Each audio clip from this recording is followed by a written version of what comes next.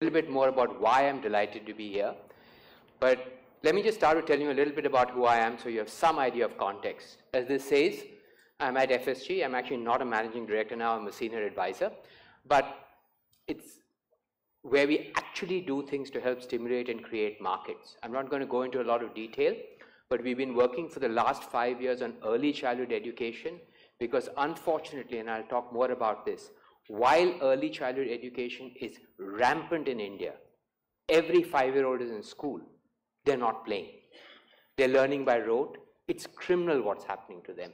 So our goal is to transform early learning from, as we call it, right the rote, make it actually how children can learn through play and activity-based learning. So that's the experiential part that I'm going to be sharing with you today. I just want to bring two other pieces of context here to you so you know who I am and why I talk the way I do. I'm also part of an organization called Umeed. I helped found it. It's a non-profit that learns with children, the non-profit that works with children with developmental disabilities and at risk of developmental disabilities. So all the way from language to cerebral palsy, the entire gamut of disabilities. And I would say a lot of my learning has come from there. The third part is a parent. I have two delightful, I can't call them young kids any longer, one's 18, one's 21, but it's been the most fun part of my life. It's also been the biggest learning. They have taught me so much by holding up that same mirror. What I have told them, they've shown me how I don't practice it. So as a parent, I think is the greatest set of experiences one can have here. So with that brief introduction, let me actually start with the first point, which is, not sure where my presentation is, my clicker. Yeah, sure. The science is very, very, very, very clear. There are two important things: starting early and learning by doing or play. On the starting early, again, the neuroscience is very clear. The brain is rapidly developing those first 5 years. I don't need to tell you how much the development is going on, but that's when all the connections are being made. That's when the learning is being made. From the wildly rampant learning in the 2 years to the pruning that happens after that, there's absolutely no question that that is the time when learning is there. Now, the interesting thing about that is not only is it easily recognized, there are different ways in which it happens very early. Professor Gray was talking about cooing. So whichever way, reading to a 6-month-old, showing them pictures, it's all part of the science of learning early. And it's not just that. I think there's now evidence that even if you had to actually invest in children, Professor Heckman, who won the Nobel Prize, very clearly lays out that if you had to invest in a child, the earlier, the better. And this is not just in terms of academics.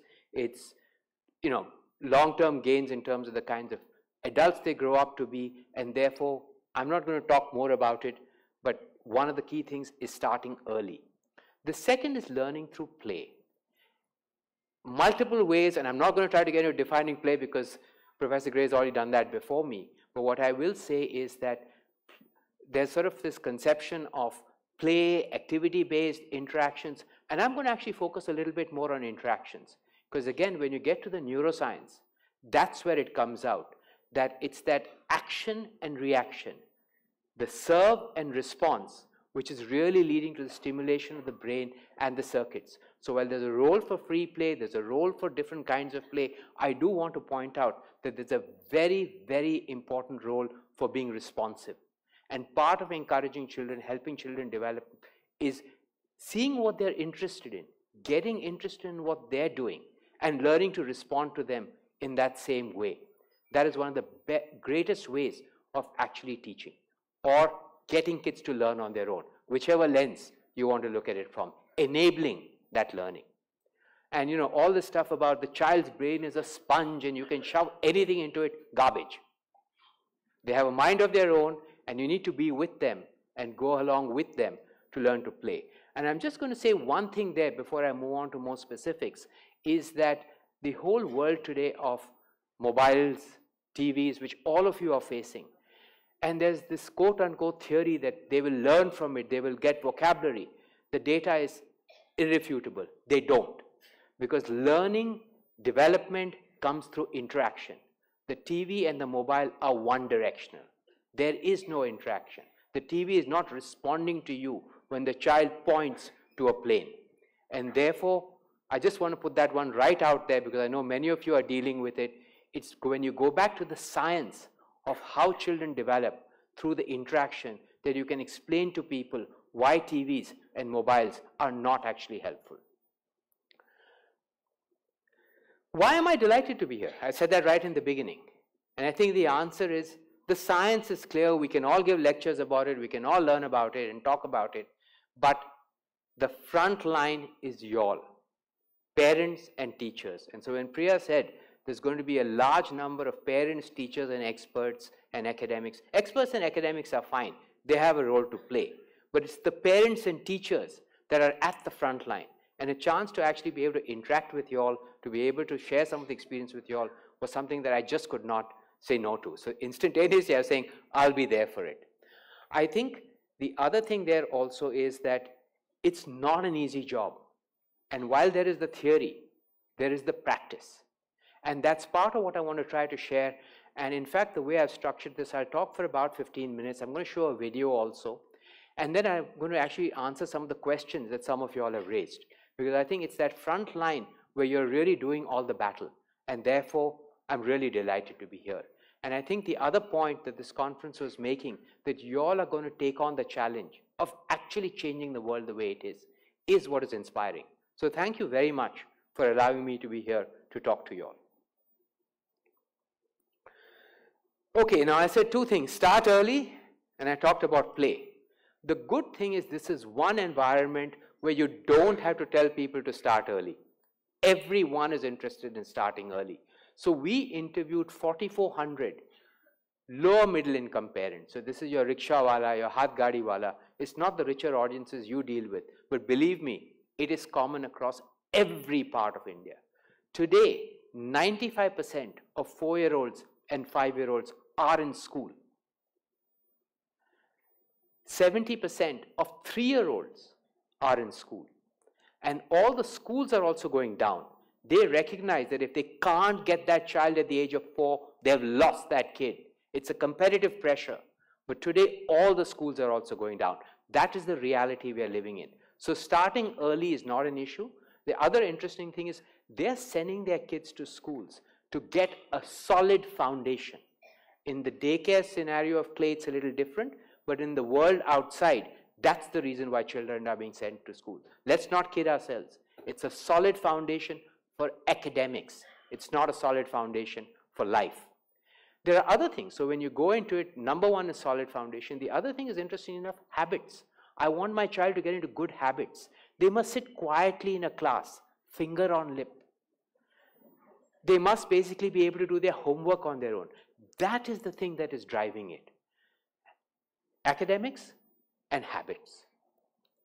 Unfortunately, what these poor children are being subjected to is torture. I will call it nothing short of torture. They're sitting in classrooms, the teacher in front of the classroom going, A, B, C, and I'll actually show you a little video on that. But the sad part is not only are the children being tortured, they're not learning. So let me share some results of a survey we did. We looked at children in middle income schools. So this is not the poorer population I was talking about. These are schools that are charging between 4,000 and 7,000 rupees a month. And we showed them a grid of numbers. Of all the 36 children tested, 26 of them could read the numbers in the first 2 lines, and 28 could, actually all 36 could read the first 2 lines, that is up to 20, and 28 out of 36 could read double digits up to 100. So they've learned their numbers, they've mugged them up. When we ask them a simple question, here are 5 bicycles. If I give you 3 more, so concrete and abstract missed, 23 out of 36 could not. Language was even worse. When we just asked them the simple, what is the starting sound? Sun starts with S. Now what does bird start with? 26 of the 36 children could not. And these were children entering first standard. And this is what they have been sent to school to do. So the schools aren't even accomplishing what they're supposed to do. And I won't even go into simple words. They can't read simple phonic 3-letter words.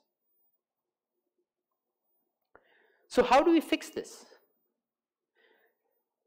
You guys are at the coalface. You guys are there in the front line. I have a couple of thoughts. I'd love to get your feedback on this and delighted to talk more with you. The most important stakeholder we have here at the end of the day is the parent, to be very specific, the mother. We have to leverage the mother. And there is nothing any mother wants more than their child. I was going to say happy, but unfortunately in this country, it's academic success. So let's be pragmatic. I guess that's part of the reason why I am where I am. I'm considered theoretically an academic. I have a PhD, but I never even say I have a PhD. Because what I'm out to do is actually change things on the ground. We have to live with the reality of where people are, build on their strengths, build on their motivations. I'm sure you guys all use the word strengths-based approaches, but we have to leverage their motivations. And every person wants their kid to do well in life, wants them to have a good job. And a little digging you'll bring out wants them to be happy also. So let's keep that in mind. The mother is the most invested stakeholder. We need to leverage every ounce of her that we can. The second thing, and again, this is where I get back to motivation. The parents want the children to learn. When we show mothers that their darling 5-year-old who's getting A stars in their class cannot do basic counting, and again, I'll show you in the video, and you see the expression on the mother's face when you see that video, or cannot read a simple 3-letter word, they are shocked. Every child can read BAT, bat, CAT, cat, but you show them MAT, mat, and you'll be shocked how many of them can't read it. But that's again the leverage point, and these mothers are not stupid. They get it instantaneously. Third thing, enrolling them. Very often, unfortunately, a lot of the way children have been brought up in India, and I'm not an expert in this, but what I've understood is it's been family-oriented care. The grandmother's there telling stories to the kid. There are different ways in which the child is picking up knowledge. Today, we are moving into nuclear families. All my work is with low-income households. Over 80% of the low-income households I work with are nuclear families. Mothers, who taught us? I mean, we take classes for everything, but how do we do parenting? We don't even recognize our own instincts. We don't know what's right. It's a jumble. So that's where I think you all have a phenomenal opportunity, because you're actually interacting with the mothers. And again, we can go into different ways of engaging with mothers, but I think that's the power. Getting mothers, and I'm sorry, I'm very guilty of this. I'm saying, I'm going to improve your child's counting.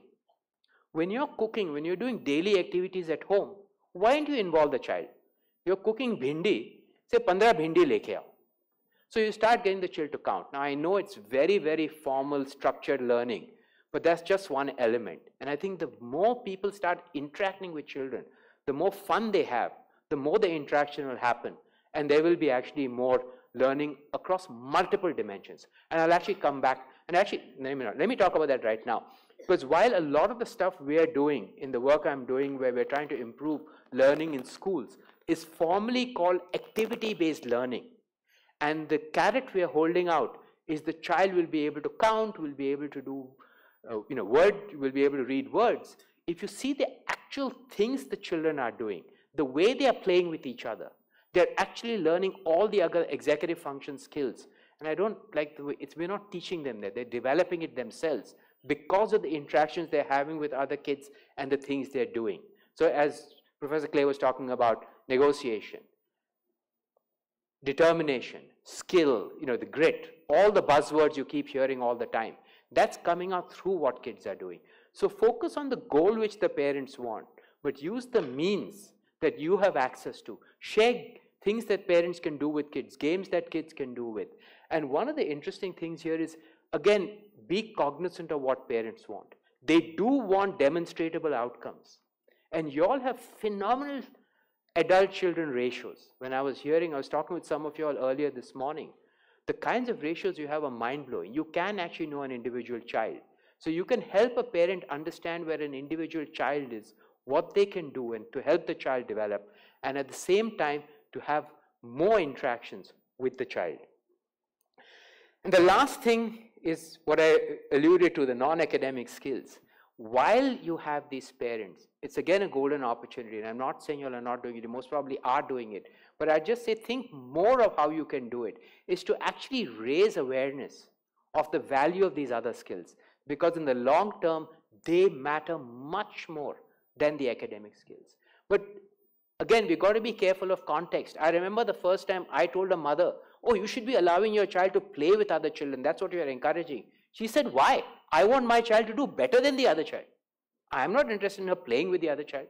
So we have to keep context in mind. But that's the great thing you guys have. You're engaging with the kids on a day-to-day basis. You're engaging with the parents. And I know it's not easy. So it's easy for me to talk and say, do it. And I'm happy to brainstorm about ways of trying to do this. But if somehow one can start raising awareness of the non-academic skills and the value they bring in the long term, I think that's a huge service we can actually be doing to the parents and to the children.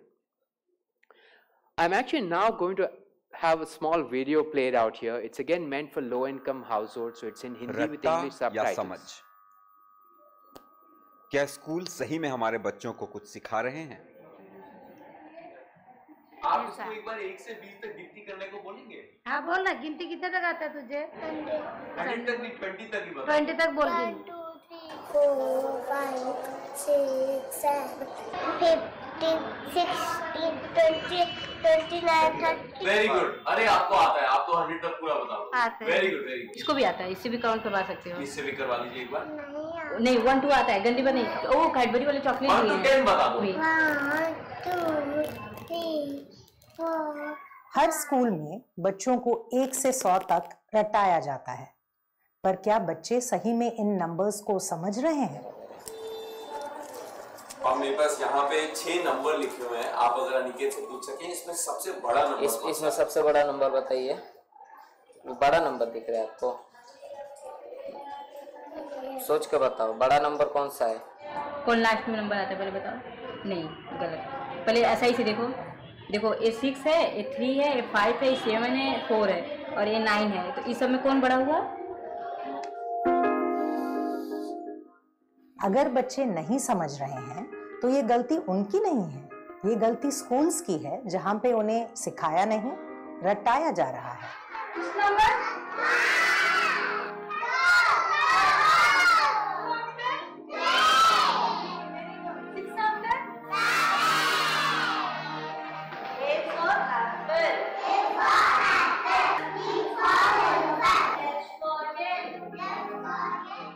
ये समस्या सिर्फ maths में नहीं है, ये समस्या English में भी है, जहाँ पे बच्चे सिर्फ वही शब्द पढ़ पाते हैं जो उन्हें स्कूल में रटाए गए हों, लेकिन नए शब्द नहीं पढ़ पाते हैं।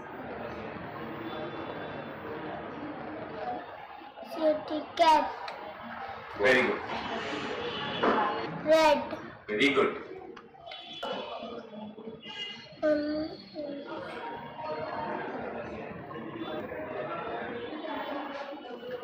आ रहा है नहीं आ रहा है? जिन स्कूलों में बच्चों को रट्टे से सिखाया जाता है, उन स्कूलों में ना ही बच्चे इंग्लिश के शब्द पढ़ पाते हैं और ना ही मैथ समझ पाते हैं। तो फिर ये बच्चे पहली कक्षा की किताबें कैसे पढ़ेंगे? तब पेरेंट्स के मन में शक आता है कि क्या हमारे बच्चे होशियार नहीं हैं, पर कमी बच्चों में नहीं, स्कूल के सिखाने के तरीके में है। तो अगर रट्टा सही तरीका नहीं है तो फिर सही तरीका क्या है? अनुप्रिया, मैट,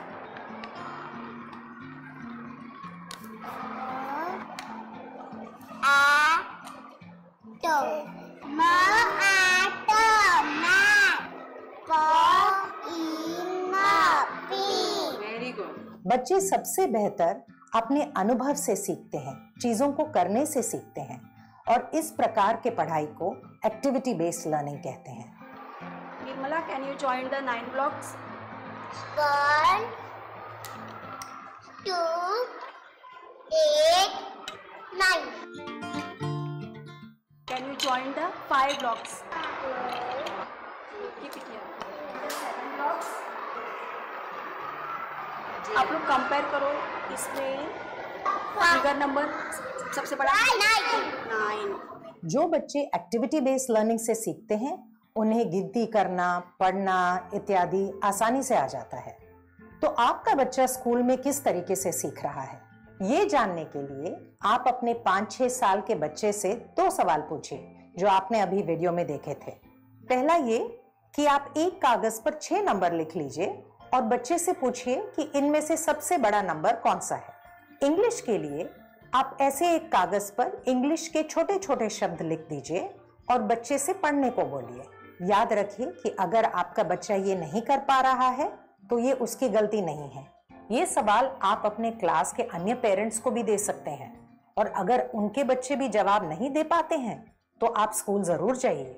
ये वीडियो टीचर्स को दिखाइए और उनको बताइए कि आपके बच्चे स्कूल में नहीं सीख रहे हैं। ये बहुत ज़रूरी है क्योंकि इस उम्र में बच्चों की शिक्षा की शुरुआत होती है और ये शुरुआत मजबूत होनी चाहिए। इसके अलावा आप अपने घर में भी कुछ आसान एक्टिविटीज कर सकते हैं जिससे आपके बच्चे की मैथ्स और इंग्लिश बेहतर हो जाएगी। हम एक गेम खेलेंगे, इसमें से एक पर्ची उठाओ। हाँ दक्ष, 7 मुझे 7 कैच पेन दे दो। 1 2 3 4 5 6 7 very good.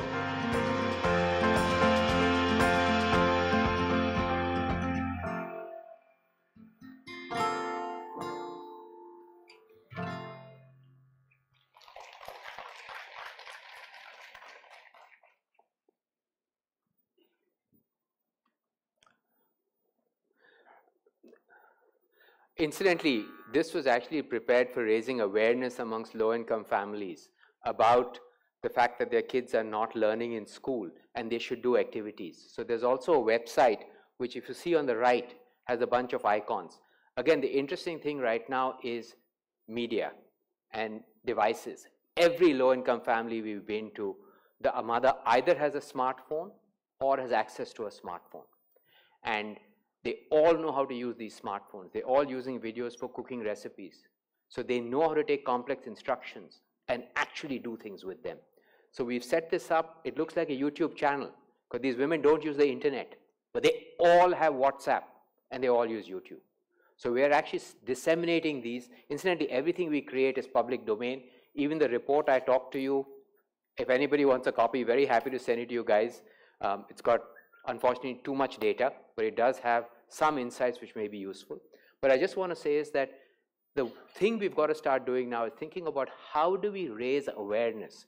How do we leverage motivations to actually get the way parents interact differently with children and actually facilitate and support what all of you are doing in the clay classrooms. As I said, all public domain. I'm going to leave this up. If anybody wants, very happy to send this to you guys. And if you want, you can even distribute it to the clay family. Now, what I want to do is, I know technically I'm supposed to get over at 11 o'clock and you guys want coffee, but I'm going to spend another 5 to 7 minutes just answering some of the questions that were sent to me. So the first one was, how important is the medium of instruction? And what are your thoughts on introducing a second language? First and foremost, there's no question. The natural language kids learn at home is the best language. But again, let's be real. We're living in a country where there are, I don't know how many languages. Every place, the child is exposed to multiple languages. And most children are able to manage with multiple languages. And again, the big thing here is only making sure that you're not stifling communication in any way.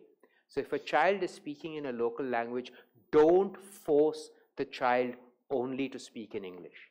Your instruction is in English. Most children will get it. But most importantly, foster communication. Even if it's only with gestures, make sure you're supporting communication. Most kids will learn with being exposed to 2 languages. And I think it's interesting, I was talking with some of the teachers and curriculum planners, and they said one of the biggest things they're seeing is actual language delays. That's important. There is, the natural prevalence is 1 in 12. What I'm suspecting now with devices is this may actually be higher in India. And I'd love to do a research project with you guys sometime about it. But catching that early is critical. So if you can identify a language delay and actually get that child help, I cannot say how important, how valuable it will be for the kid for the rest of their life. So While I know my question was about second language, I'm going to say it's really more about communication and about catching delays early. The second question was, parents expect preschools to meet expectations from main schools, basically prepare my kid for admission to a mainstream school. How do we operate? Because each school that is admitting these children has their own criteria. Now that's where something interesting is happening. I would say this was far more of a challenge 5 years ago, where children would be picked up in senior KG or in first standard, and you had a quiz that you had to train your kid for. It's a good thing our kids didn't have it, otherwise we'd be nowhere. The only problem is they quizzed us parents, which wasn't too good either. I don't know how we got it. But more importantly, today most schools have senior KG and junior KG. So they're admitting kids at a much earlier age. And again, I'm being pragmatic. You got to live with the fact that you've got to get your kid into a good school, a quote good school. What's interesting is if you look one level deeper at what most of the good schools are asking for admissions, it's pretty basic. A lot of it is self-confidence. If I ask you a question, can you answer it? Yes, there's some basic math and stuff also. It's not rocket science. And my gut is if the kind of curriculum you guys have, which is activity-based, play-based, you're actually developing a lot of those skills. You may not be doing some of the fine-tuning required, but you can get the admission criteria for any of these schools. A friend of mine we were putting together a kit for kids to play with for some of our low-income schools. So we went into a toy store, and my colleague who was there, the person asked her, which school is your child going to? Are you trying to get into Cathedral, which is one of the Bombay schools? She said, he said, I have this stack of question papers. This is what you must get your child to practice. What is interesting is when Gauri looked through the question paper, the stuff was obvious. Get the 20 preparation sets for the 20 kids, schools you guys are interested in. You will find a basic set of stuff which is similar. Weave it into your curriculum. You don't have to damage your curriculum to do this. And it's those simple elements, and I think you can explain it to the parents. They're pretty smart also. And if you can demonstrate to them that their kids are able to speak, have the confidence, have the basic counting that they can do, which by that time they should most probably be able to do. That may be the answer.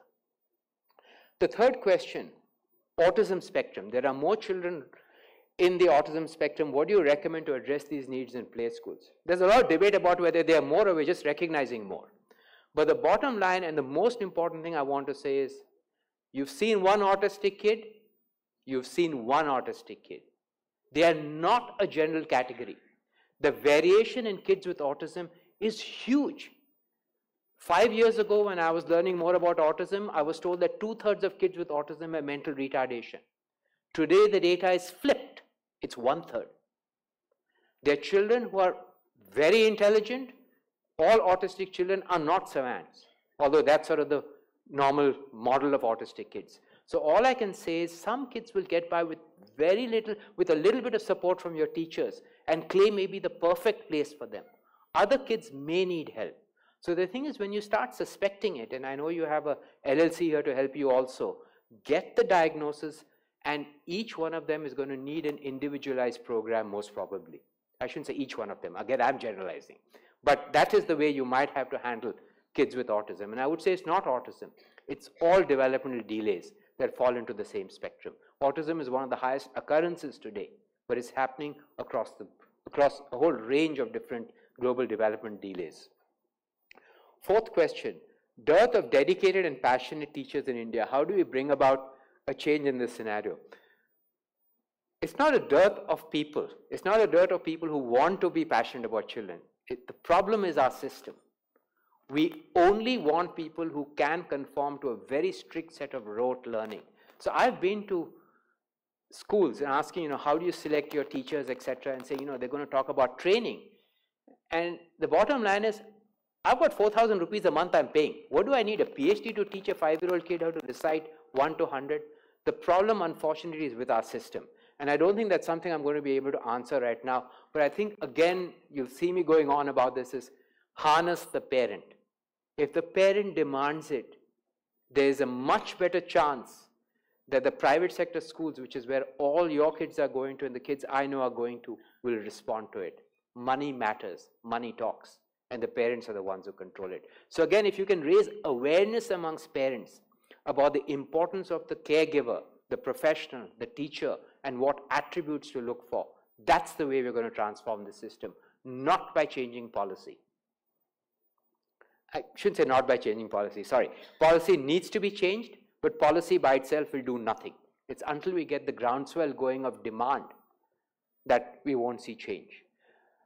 The next thing was parents are looking at academic skills and want homework. Again, I think I've been talking about this for a while. Leverage it, try to see what kind of things a kid is doing, what their strengths are, what parents can do. Again, it's going to be a little bit individualized. But the beauty is that Clay, you can do pattern recognition. You have tens of thousands of kids. You can see what the different kinds of patterns are and actually put together suggestions which leverage the patterns. So each teacher doesn't have to be an individual pedagogy expert, but that's what the system can support. And again, give activities that the parents will do. Again, activities that require interaction. Sorry, I'm going on like a broken record, but at the end of the day, that's really what it is. And that will also help show the parent that the child is learning. That is important, because just as the child wants gratification, the parent wants gratification. And unfortunately, we need to look at both parts of that equation. Again, the next question is, while trained educators understand the importance of activity-based learning versus rote, parents measure success in terms of ability to count and recount. How can we enable parents to move beyond that? Things like the video I showed, just helping parents understand that rote is not understanding, and I think parents are smart enough. So get back to real learning, help parents understand the gaps in that, and that will help you get back to the activity-based methods. This thing about lowering age for admission, I've already talked about it, so I'm not going to go back to it, because as I said, kids are getting in earlier. At some level, that's an advantage, because the requirements that schools have are actually lesser than what they would have in senior KG, especially at the really good schools, where a lot of the children in this audience at least are planning to go to. The last thing is the change in policy. Again, I'm not going to go into a lot on that, but what I'm going to say is, while all the policy is positive, and India is in a country is known for the best policies in the world. Our constitution is the best by any analysis. The problem is with practice. And that's where I'm sad to say, while you will see policy, first of all, there's a very, very gray area where preschools are going to fall. It's not clear that they're going to be actually completely regulated like regular schools. There is, in theory, regular schools are now including, RT is including the earlier years. So there may be some requirement to have a certain percentage of free kids in every school. It's still very gray how this is all going to be played out. But the last thing and the saddest thing is, policy is on paper. Everybody knows all the requirements of RTE. Tell me how many low-income schools follow even 50% of those laws.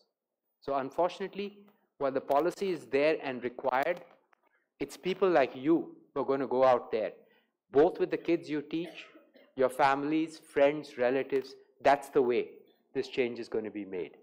Again, as I said earlier, all our stuff is public domain. If any of this is interesting, please send us a missed call on this number. We'll WhatsApp you the videos and the website where you can go with a link and see activities, or you can go to our website. And I'll actually ask Clay to also just send these to you via digital media. So once again, thank you very much. I'd love to have been able to interact more with you and spend time answering questions, sharing thoughts, and maybe we can do that over coffee outside. Thank you. Thanks, Ashish. Thanks a ton. We still have 6 to 8 minutes left, so we can open it.